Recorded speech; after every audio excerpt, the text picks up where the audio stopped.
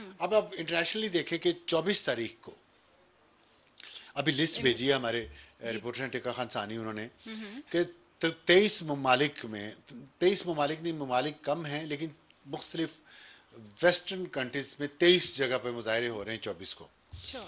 और आप सोचे कि कितनी मेहनत कर रहे हैं ये लोग, अगर पाकिस्तान के लिए काश करते, लेकिन पाकिस्तान के लिए तो उन्होंने नहीं की और पीटीआई के लिए कर रहे हैं। तो मैं आपको कुछ शहरों के नाम बता दूं जी।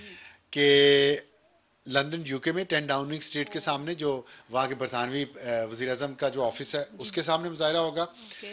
और टाइम स्क्वायर मैनहट्टन न्यूयॉर्क, हम्म। जो समझें आपके डी चौक है न्यूयॉर्क का, हम्म। और डी चौक से भी ज़्यादा है बल्कि, वहाँ होगा मुजाहरा। फिर सैक्रामेंटो में है, वाशिंगटन डीसी में है, लॉस एंजल्स में है, सैन डिego में है, ह्यूस्टन टेक्सास में है, बॉस्टन में है। ये अमेरिका में मुजाहरे हैं इतनी जगहों पे। और सोचे इस अच्छा। पे पैसा कितना लग रहा होगा, कितने लोग हम्म। मोबिलाइज वो करेंगे। फिर डबलिन में है, हम्म। आयरलैंड में। और फिर कनाडा में है, सरे में, कैलगरी कनाडा में है। फिर इटली में है, फिर अच्छा। नॉर्वे में है। हम्म। और उसके बाद तो सर। नॉर्वे, इटली और ऑस्ट्रेलिया में है। फिर ऑस्ट्रेलिया में है, और उसके 3 जगह, 4 जगह ऑस्ट्रेलिया में है। फिर न्यूजीलैंड में भी है, ऑस्ट्रेलिया के 4 शहरों में। ओके। फिर ब्रसल्स में, बेल्जियम में। फिर डेनमार्क में है। फिर इटली में है।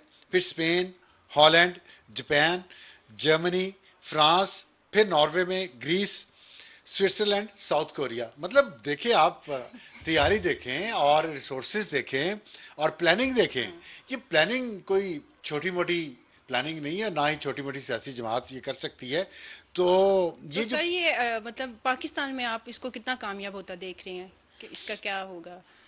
देखिए, दो ही रास्ते हैं पीटीआई के लिए, अगर वो मुज़ाकरात नहीं करना चाहते तो। अच्छा। और दो रास्ते ये हैं कि या तो इंटरनेशनल प्रेशर डलवाएं पाकिस्तान पे, हम्म। और या फिर अवाम इतनी बाहर निकल आए अच्छा। कि सब कुछ तहस नहस हो जाए। हम्म। दोनों की पॉसिबिलिटीज इतनी नहीं हैं। तो अल्टीमेटली मुज़ाकरात पे ही जाके बात बात। ख़त्म होनी है। और उसमें अवाम का तो बहुत मुश्किल है कि इतने निकला है। हम्म। अगर इंटरनेशनल प्रेशर आया, हम्म। जो कि डोनाल्ड ट्रंप की, जब तक वो 20 जनवरी को उसने हल्फ उठाना है, जी बिल्कुल। अभी 2 ढाई महीने रहते हैं, उसके बाद हम्म। आते ही तो नहीं उसने पाकिस्तान की हम्म। फाइल मंगवा के खान साहब को जेल से रिहा करवाना। उसमें टाइम लगेगा, क्योंकि जी। जो हमारी इतलात हैं उसके मुताबिक जो पीटीआई के अंदरूनी हल्के हैं वो बहुत ज़्यादा पुरुमीद नहीं है डोनाल्ड ट्रंप के आने से, या कि आते ही वो इस पे फोकस करेगा। उसकी वजह यह है कि डोनाल्ड ट्रंप ने पूरी कैंपेन में नाम नहीं लिया कभी, हम्म। न पाकिस्तान का, न खान इमरान खान का, और ना ही कभी उन्होंने जिक्र किया। फिर उसके बाद ये है कि जो पीटीआई के वहाँ पे लोग हैं अमेरिका में, और उन्होंने लॉबिस्ट ने जो काम किया हुआ था वो कैमला हैरिस की एडमिनिस्ट्रेशन पे किया हुआ था। जितना पैसा इन्होंने दिया वो कैमला पे इन्होंने लगाया हुआ था, क्योंकि वो वाइस प्रेसिडेंट थी जी। और अगली कैंडिडेट थी प्रेसिडेंट की। तो पिछले 6-8 महीने तो इसी में गुजर गए। जी बिल्कुल। तो लेकिन अब वो, उनका ख्याल था वो जीत जाएगी, वो जीती भी नहीं। अब हार गई। तो अब सारे जो अपने अंडे टोकरे बच्चे उठा के अब उन्होंने डोनाल्ड ट्रंप की तरफ तवज्जो करनी है। हम्म। अभी हुई नहीं है, जी। वो करनी है, तो उसके लिए मजीद पैसा चाहिए अच्छा। लॉबिस्ट को। हम्म। वो इसीलिए जो आपने देखा पीटीआई कैंपेन कर रही है कि हमें मजीद फंडिंग ओवरसीज पाकिस्तानीज भिजवाएं, हम्म। वो इसीलिए कर रही है कि फिर लॉबिस्ट। और साथ ये भी खबरें आ रही हैं, मैं एक पीटीआई के सहाफ़ी या यूट्यूबर समझ लें, उसका मैं एक ट्वीट पढ़ रहा था। उन्होंने कहा कि एक कुछ फ्रॉडिये हैं हम्म। जो पीटीआई के नाम पे पैसे जमा कर रहे हैं। उन्होंने कहा था कि अच्छा। मैं कल उन्होंने कहा कि मैं कल वो राज फाश करूंगा उन लोगों का जो फ्रॉड करके लोगों से पैसे इकट्ठे कर रहे हैं ओवरसीज पाकिस्तानी से पीटीआई के नाम पे, लेकिन वो अच्छा। फ्रॉडिये हैं, वो अपनी जेब में डालेंगे। तो ऐसा भी बहुत कुछ चल रहा है। हम्म। तो कौन कौन फ्रॉडिया है, कौन कौन असली है, ये पता नहीं चल रहा, लेकिन पीटीआई को फंडिंग की जरूरत है। तो ओके। बात यह है कि अगर इंटरनेशनल प्रेशर इतना बढ़ गया तो हम्म। वो भी फिर निगोसिएशन ही होंगी खान साहब की। उन्हें रायात मिलने पे, ये जो बाहर आने के लिए, जी। और वो अभी उसमें कुछ महीने लगेंगे। अच्छा। फौरी तौर पर उनकी रिहाई मुमकिन नहीं है। उन्हें रिलीफ का एक, समझे आप, टेस्ट करवाया गया है आज हम्म। कि ये लें रिलीफ, और 24 नवंबर का जो है एहतजाज या धरना उसको आप मनसूख करें या मुलतवी करें, और फिर देखें कि क्या क्या रायतें मिलती अच्छा हैं। सर, मेरा एक क्वेश्चन है। अगर इमरान खान मतलब रिहा हो जाते हैं तो वो किधर जाएंगे? क्या वो पाकिस्तान में रहेंगे? देखें, वो तो उनकी तो मर्जी यही होगी कि वो पाकिस्तान में रहें, क्योंकि अगर वो पाकिस्तान में रहते हैं तो उनकी सियासत कामयाब रहती है, और अभी तक उन्होंने साबित किया है, ये बात माननी पड़ेगी कि वो बहुत पहले रिहा होने के बाद बाहर जा सकते थे। लेकिन इसमें एक तो वो खुद भी उन्होंने इस पे जोर नहीं दिया, और दूसरा इमरान खान की मैं बात कर रहा हूँ, इमरान खान के इर्द गिर्द जो लोग हैं वो चाहते थे। दूसरे जो इस्टेब्लिशमेंट इससे एग्री नहीं कर रही, उन्हें पता है कि इमरान खान अगर बाहर चले गए तो बाहर जाके वो उनके लिए ज़्यादा प्रॉब्लम क्रिएट करेंगे, पाकिस्तान के लिए भी और इस सेटअप के लिए जो हाइब्रिड रिजीम यहाँ पे चल रही है। तो इसलिए इस्टेब्लिशमेंट भी ये नहीं चाहेगी कि वो बाहर चली जाए, इसलिए उन पर केसेस लटकते रहेंगे कोई ना कोई। बात यह है कि आगे बढ़ना है कि नहीं बढ़ना, और उसमें कुछ गिव एंड टेक होगा।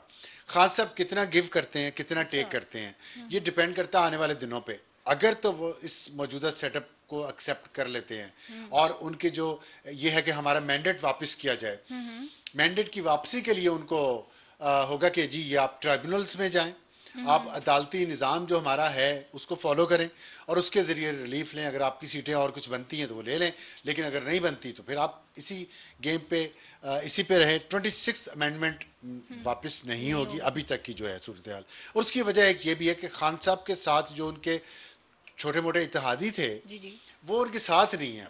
मसलन मौलाना फजल रहमान और वो जो हैं हमारे महमूद अचकज़ई, आपने देखा कल मीटिंग हुई है, असद कैसर गए वहाँ, कोई कामयाबी नहीं हुई।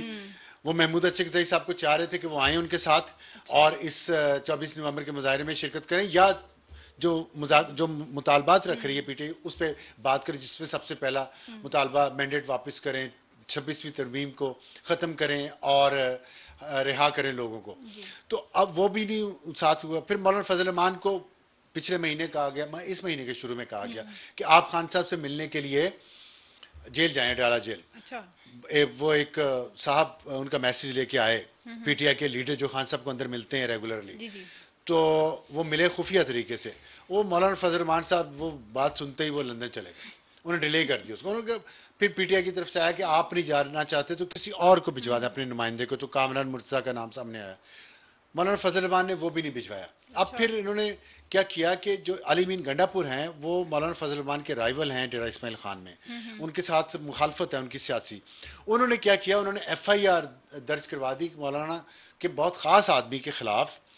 और वो 8 या 7 फरवरी के हवाले से थी, उस वक्त कुछ हुआ था।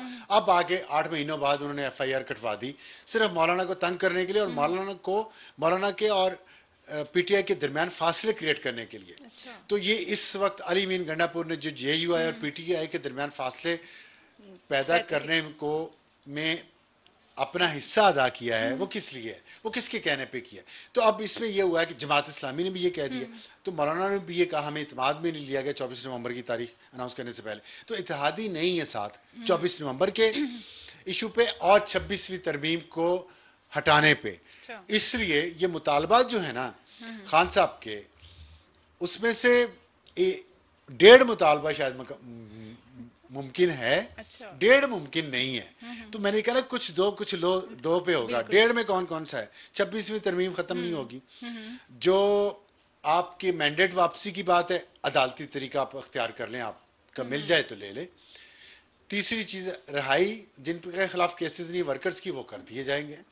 तो ये जो 1.5 शर्त मानी जाएगी, मतलब ये डील हो गई, ये 50 नहीं डील नहीं अभी हो रही है।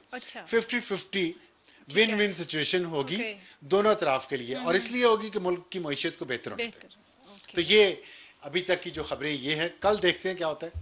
और अगर आपके पास कोई सवाल है तो बताएं। नहीं सर, बहुत शुक्रिया। आज के लिए इतना ही काफ़ी है और अपना ख्याल रखिएगा। अल्लाह हाफिज़।